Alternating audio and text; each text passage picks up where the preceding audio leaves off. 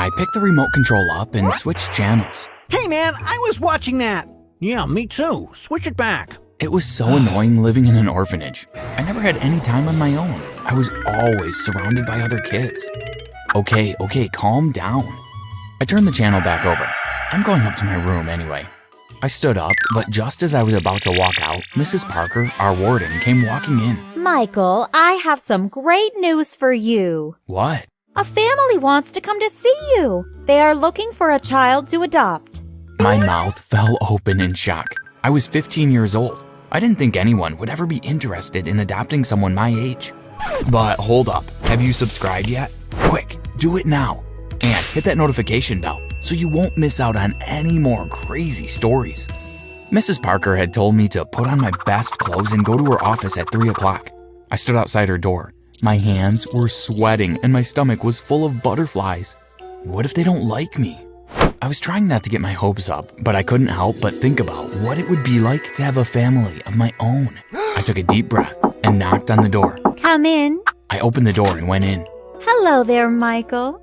This is Mr. and Mrs. Jackson. I looked at the couple sitting at Mrs. Parker's desk. They looked to be in their 40s.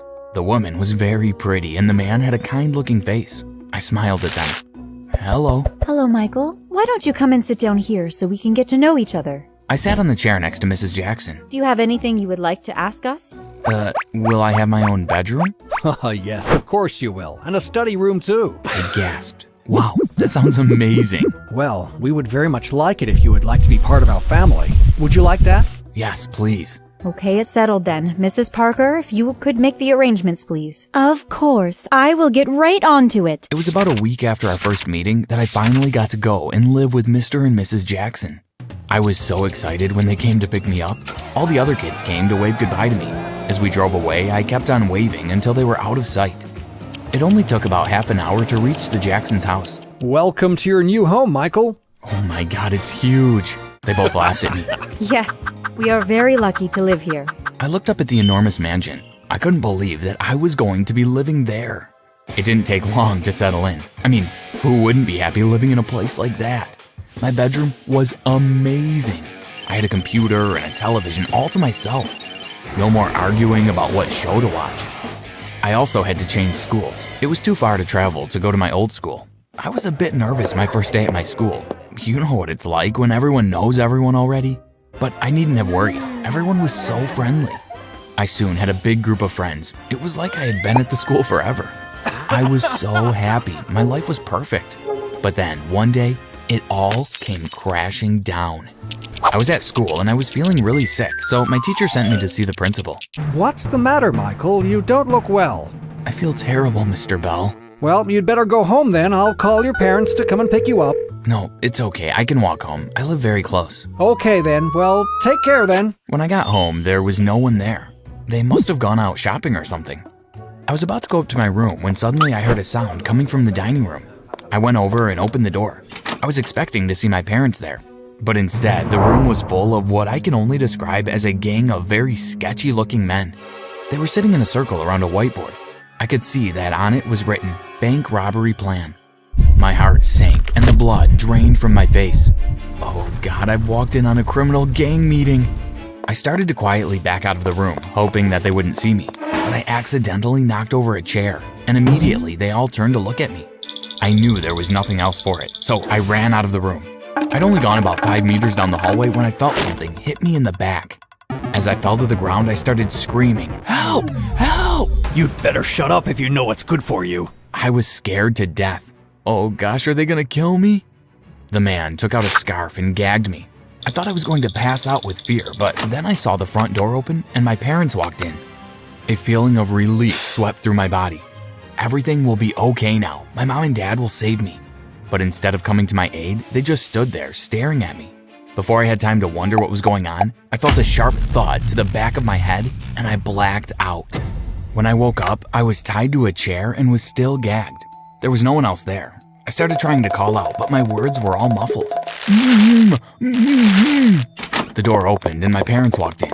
My dad came over and took off my gag. "Mom, Dad, those men are criminals. I saw them planning a bank robbery." Oh, you shouldn't have seen that, Michael. Why did you come home from school?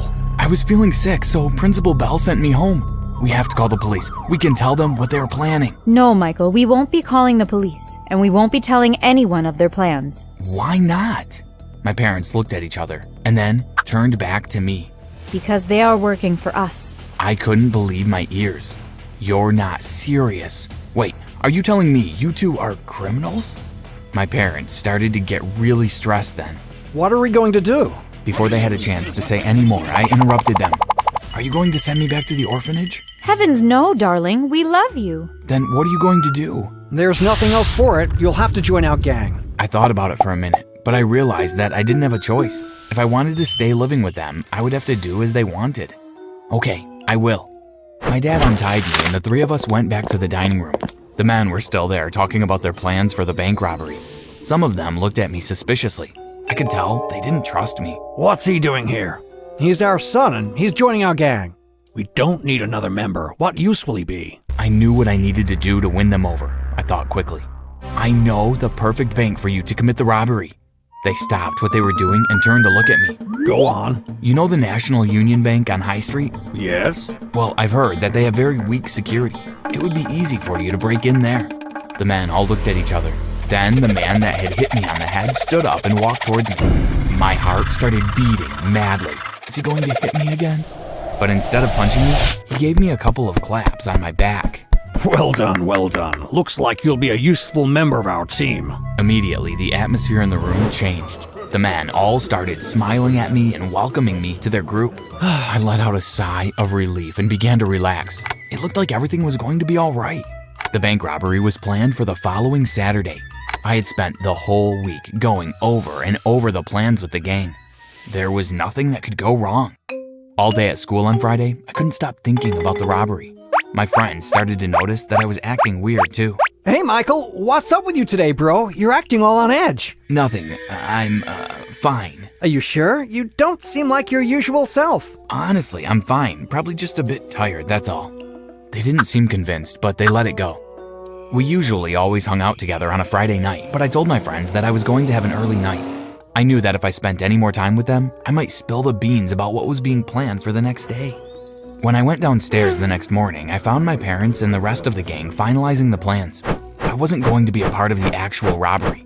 My parents had said they didn't want me involved. Okay, so everyone knows their job. Any questions? Everyone shook their heads. Okay then, let's go. Michael, you stay here, okay? Okay, Dad.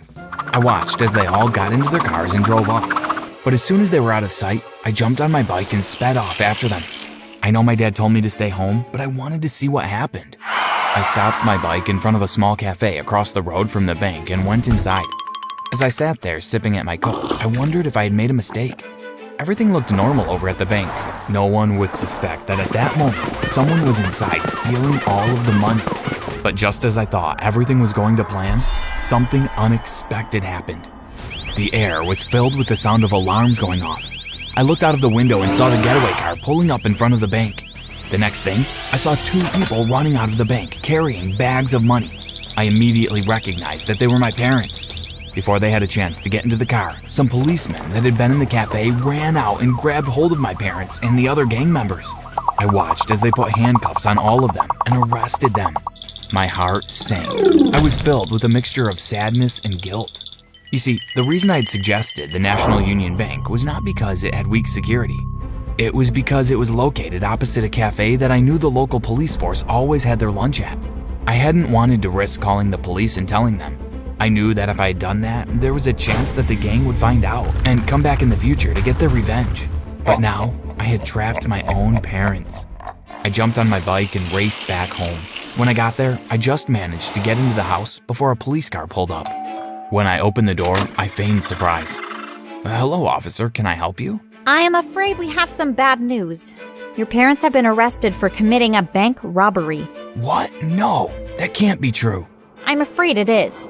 They are locked up in jail. They would like to see you. Of course, yes, I'll get my coat. When I got to the jail, the policeman told me I could go to speak to my parents. When I saw them behind the bars of the cell, I felt terrible. Mom, Dad, are you okay? I can't believe you got caught. We're okay, darling. We just want to make sure you are okay. I don't understand what went wrong, Michael. We had the perfect plan. I guess it was just bad luck that those policemen were in the cafe at the time. I didn't admit that I had known all along they would be there. Instead, I just agreed with my dad. Exactly. I mean, no one could have known. Anyway, Michael, the reason we wanted to speak to you is to tell you that you don't have to worry about money or anything. We made arrangements before the job to make sure you'd be fine if anything happened to us. Yes, darling, we are going to be in here for a very long time, so we have left everything we own to you. You didn't have to do that. I know we didn't, but we want to. We love you. I felt so guilty when my parents told me that, but then again, they were criminals, weren't they? But even though I loved living in that big mansion, I couldn't stay there any longer. When I knew they had bought it from the rewards of their criminal life, I sold everything that they had given me and gave all the money to a local charity. I thought that by doing that, perhaps in some way, it might make up for some of the sins my parents had committed. Because I didn't have anywhere to live, I had to go to a foster home. It's nothing like the house that I lived in with my parents, but at least I have somewhere to stay. I'll be turning 18 soon, and I've decided that as soon as I finish school, I'm going to join the army. I want to do something meaningful and worthwhile with my life. I miss my parents a lot. Even though I only lived with them for a few years, they meant the world to me. I wish that things could have turned out differently, but I don't regret what I did. After all, no one should live a life of crime.